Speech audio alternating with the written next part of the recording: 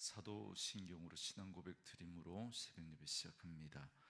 전능하사 천지를 만드신 하나님 아버지를 내가 믿사오며 그 외아들 우리 주 예수 그리스도를 믿사오니 이는 성령으로 잉태하사 동정녀 마리아에게 나시고 본디오 빌라도에게 고난을 받으사 십자가에 못 박혀 죽으시고 장사한 지 사흘 만에 죽은 자 가운데서 다시 살아나시며 하늘에 오르사 전능하신 하나님 우편에 앉아 계시다가 저리로서 산자와 죽은 자를 심판하러 오시리라. 성령을 믿사오며 거룩한 공회와 성도가 서로 교통하는 것과 죄를 사하여 주시는 것과 몸이 다시 사는 것과 영원히 사는 것을 믿사옵나이다. 아멘. 이 아침에 우리에게 주시는 하나님의 말씀은 창세기 36장 9절에서 43절 말씀까지, 창세기 36장 9절에서 43절 말씀까지 말씀 찾으셨으면 한 목소리로 같이 읽습니다. 세일산에 있는 에돔 족속의 조상 에서의 족보는 이러하고 그 자손의 이름은 이러하니라. 에서의 아내 아다의 아들은 엘리바스요, 에서의 아내 바스맛의 아들은 루엘이며 엘리바스의 아들들은 데만과 오말과 스보와 가담과 그나스요, 에서의 아들 엘리바스의 첩 딥나는 아말렉을 엘리바스에게 낳았으니 이들은 에서의 아내 아다의 자손이며 루엘의 아들들은 나핫과 세라와 삼마와 미사니 이들은 에서의 아내 바스맛의 자손이며 시브온의 손녀 아나의 딸 에서의 아내 오홀리바마의 아들들은 이러하니 그가 여우스와 얄람과 고라를 에서에게 낳았더라. 에서 자손 중 족장은 이러하니라.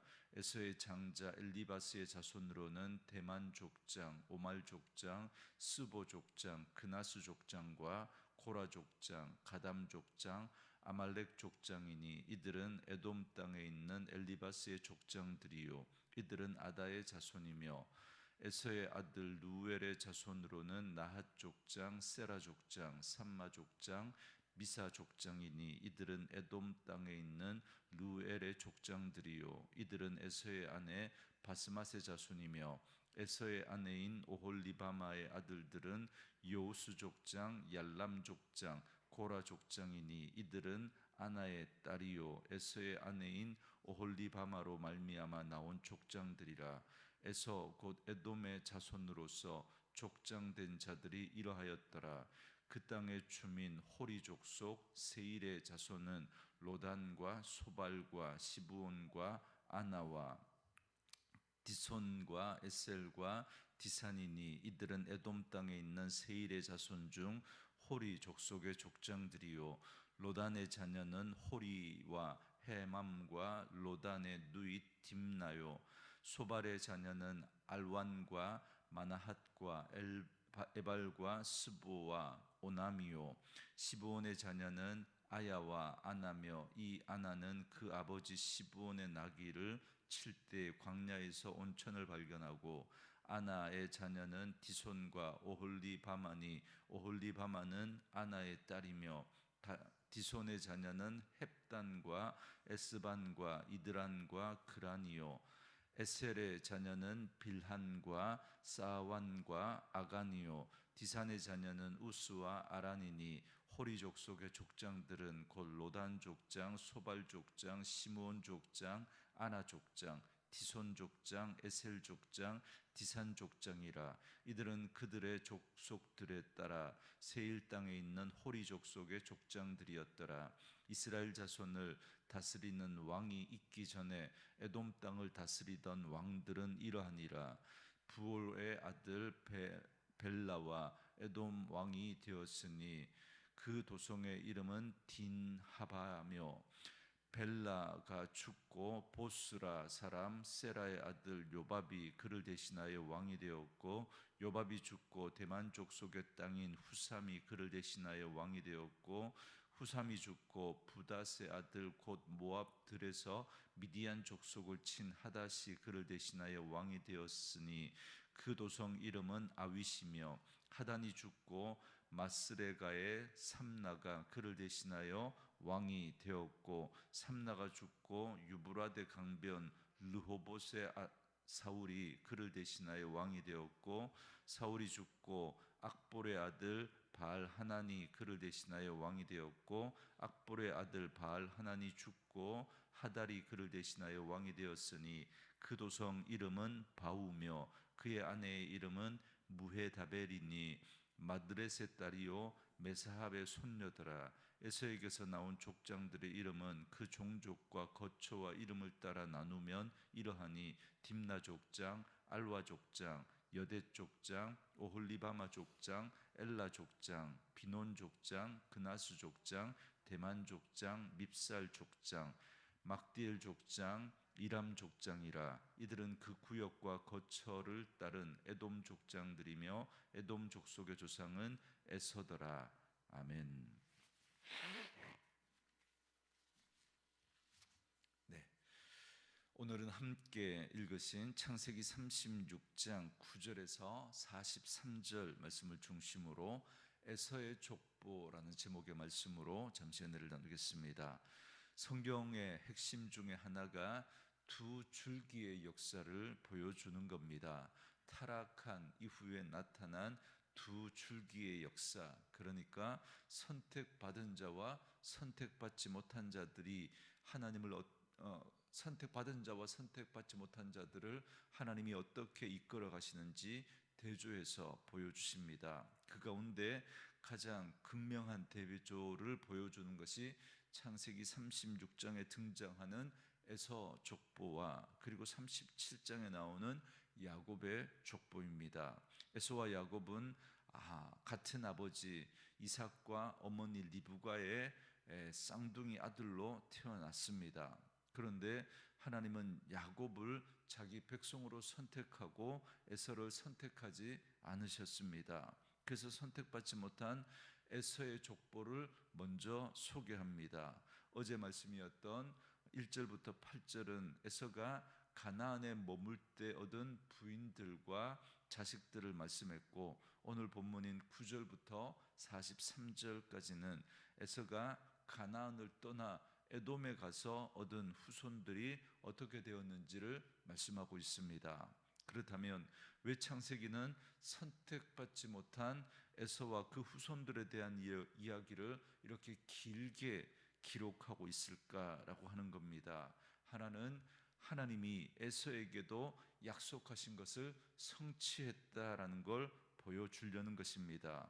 일찍이 하나님께서는 리브가에게 두 국민이 네 태중에 있구나, 큰 자가 작은 자를 섬기리라 말씀하셨습니다. 이 말씀대로 역사를 주관하시는 하나님의 섭리 안에서 에돔 역시 하나의 국가를 이루게 되었다라는 사실을 보여주고 있습니다.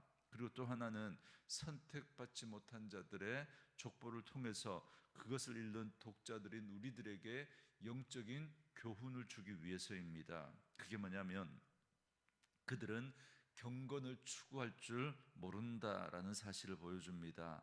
9절부터 14절에 보면 에서의 아들들의 이름과 그들의 자손들의 이름이 쭉 길게 나오죠. 그런데 그 이름의 뜻을 볼 때 루엘과 요수를 빼고는 다 불신앙적인 이름들 뿐입니다. 그리고 고대나 지금이나 자녀들의 이름을 지을 때 자신이 소원하는 것, 가치관에 근거해서 이름을 지어줍니다. 그래서 자손들의 이름에는 그들의 소원과 가치관이 그대로 드러납니다. 에서의 자손들은 하나님을 최고의 가치로 두지 않았고 하나님을 추구하지 않았다라는 것이 그 이름 속에서 그대로 드러납니다.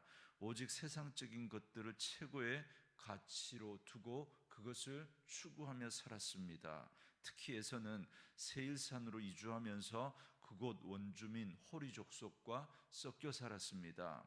그의 자손들은 그들과 혼인하여 번성하였지만 아브라함과 이삭이 결혼을 통해서 보여준 거룩과 구별을 찾아볼 수가 없습니다. 완전히 그 거룩과 구별을 상실하고 말았습니다. 타협하고 서로 융합하는 그것을 선택했지만 그 결과는 에서의 후손 중에 훗날 이스라엘이 그 광야길을 걸어갈 때 그 길을 가로막고 대적하는 아말렉과 같은 그 족속들이 바로 여기서 태어나게 됩니다. 영적 전쟁에는 중립지대가 없습니다. 언약을 떠난 자들은 결국 하나님을 대적하는 자로 전락하고 맙니다. 그들은 경건이 무엇인지를 몰랐습니다. 왜 그것을 추구해야 되는지를 알지 못했습니다. 죄의 지배 아래에서 영이 죽은 사람들은 그런 지식을 가질 수 없고 추구할 수도 없습니다. 이처럼 에서의 후손들의 이름은 그들이 선택받지 못한 자들로서 경건을 추구할 줄 모른다라는 사실을 잘 보여줍니다. 그리고 15절부터 30절까지는 에서의 후손들이 빨리 번성하여 그들 안에 수많은 족장들이 나왔다라는 사실을 말씀해 줍니다. 여기 나오는 족장만 해도 13명이 나옵니다. 에서의 후손은 그만큼 번성했을 뿐만 아니라 뛰어난 자들을 많이 배출했다라는 사실을 보여줍니다. 1절부터 33절에 보면 이스라엘의 왕이 생기기 이전에 이미 에돔에 8명의 왕이 생겨났음을 말씀해 줍니다. 뭘 말해 줍니까? 선택받지 못한 에서의 후손은 빠르게 번성했고 족장과 왕과 같은 큰 권세를 가진 자들이 나올 만큼 강성했다라는 사실을 말씀해 줍니다. 여러분, 에서의 족보를 이렇게 세상적인 눈으로 보면 성공신화 그 자체입니다. 그 후손들을 통해서 수많은 족장들과 왕들이 태어나고 번성했다, 성공했다라는 사실을 말해줍니다. 그러면 에서의 후손이 그렇게 되었을 때 야곱과 그 후손들은 어떻게 되었습니까? 야곱은 약속의 땅에 머물고 있었지만 후손이 에서의 후손만큼 번성하지 못했습니다. 또한 후손들 중에 왕은 고사하고 단 한 명의 족장의 이름도 나오지 않았습니다. 여러분, 이것이 무엇을 교훈하는 겁니까? 선택받지 못한 자들이 약속의 후손들보다 이 땅에서 더 빠르게 번성하고 힘 있는 자들이 더 많이 배출된다는 겁니다. 창세기 4장에 나오는 그 말씀처럼 가인의 후손들 가운데 야발과 유발과 두발과인과 같은 그러한 자들, 세상의 산업과 문화를 만들고 발전시켰던 그들의 이름들이 나오지 않습니까?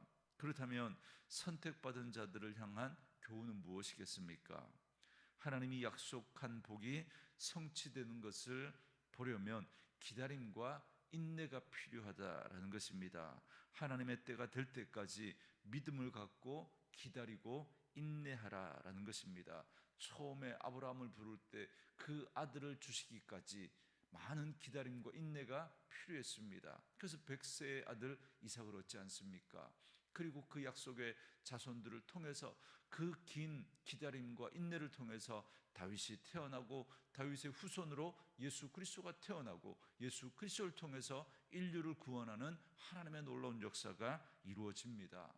인간적인 눈으로 보면 별 볼 일 없는 것 같은 그런 존재들인 것 같고 아무런 하나님의 역사도 이루어지지 않는 것 같지만 그러나 믿음을 갖고 기다릴 때 반드시 하나님이 약속하신 것을 하나님의 때 하나님의 방법으로 성취한다라는 사실을 보여줍니다. 그래서 야고보서 5장 11절 말씀에서 보라, 인내하는 자를 우리가 복되다 하나니 너희가 욥의 인내를 들었고 주께서 주신 결말을 보았거니와 주는 가장 자비하시고 긍휼히 여기시는 이시니라 라고 말씀했습니다.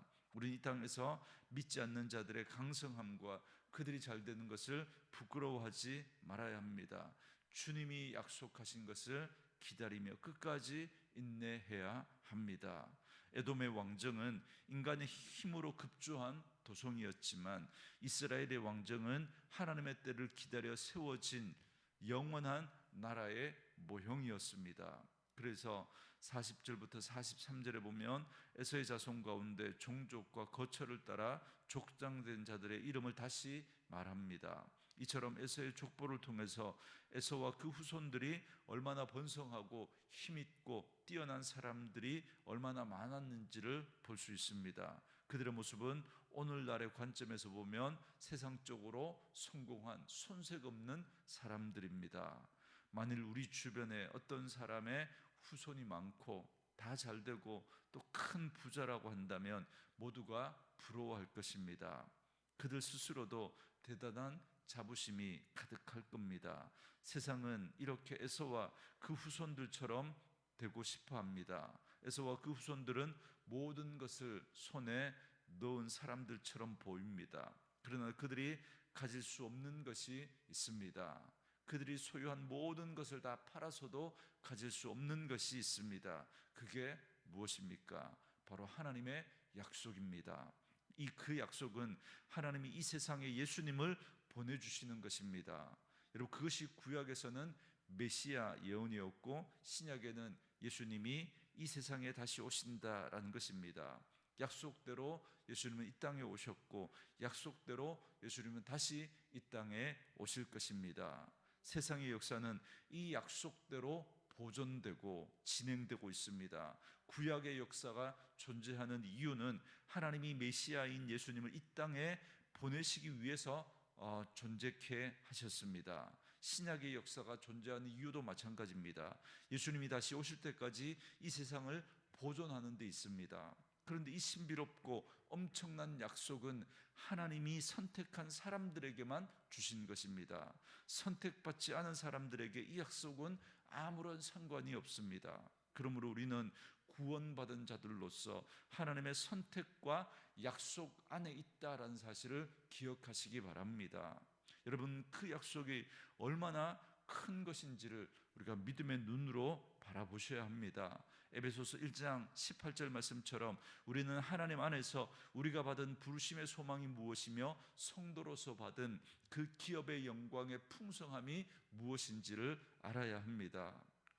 그러므로 우리가 비록 이 땅에서 강성함을 얻지 못하고 세상의 복을 누리지 못한다고 할지라도 우리가 받은 약속이 무엇이며 참된 소망이 무엇이며 그 영광의 풍성함이 무엇인지를 알아야 합니다. 그래서 세상 소망 붙들고 세상의 영광을 구하며 살아가는 것이 아니라 비록 더딜지라도 반드시 이루어질 하나님의 약속을 바라보며 소망 가운데 인내하며 흔들림 없이 당당하게 믿음의 삶을 살아가는 저와 여러분 되어줄 수 있기를 주의 이름으로 축원합니다.